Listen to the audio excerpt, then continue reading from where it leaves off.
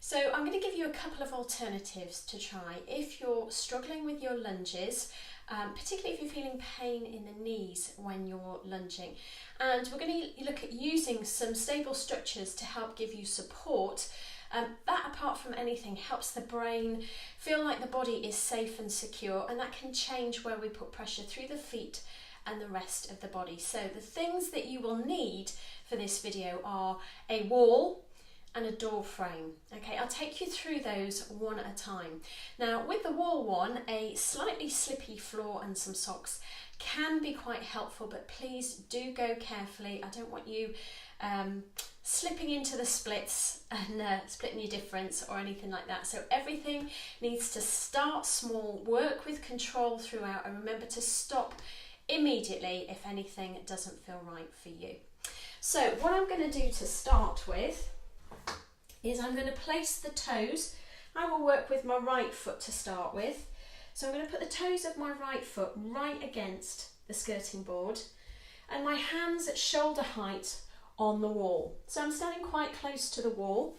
I'm going to step or slide my left foot away from me until I can bend at both knees. Up to you how far you come down, but the key is to keep this right knee off the wall. So you may feel that it's wanting to push right into the wall.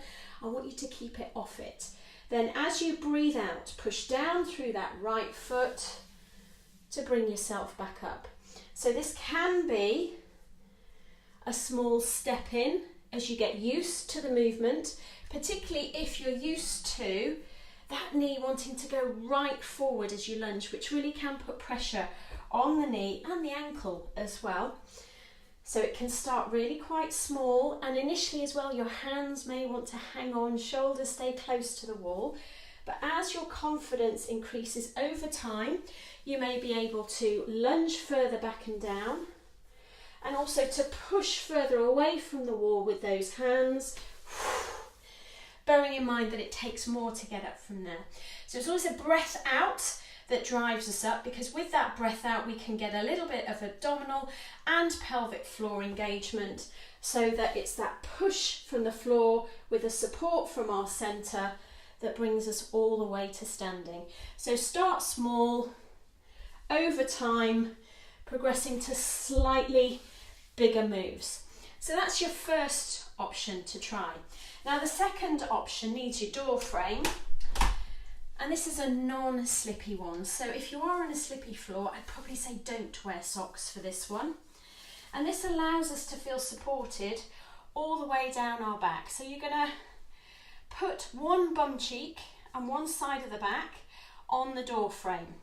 Whichever side is touching, so for me it's my right, I'm going to step my right foot forwards, and then the left foot steps outside the wall.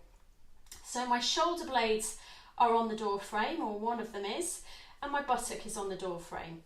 Now the thing to watch here is that we don't start flaring the ribs or arching the back to touch them on. Nice and relaxed stance, so that the rib cage is straight over the front of the pelvis and we don't feel any straining through the abdomen or through the lower back.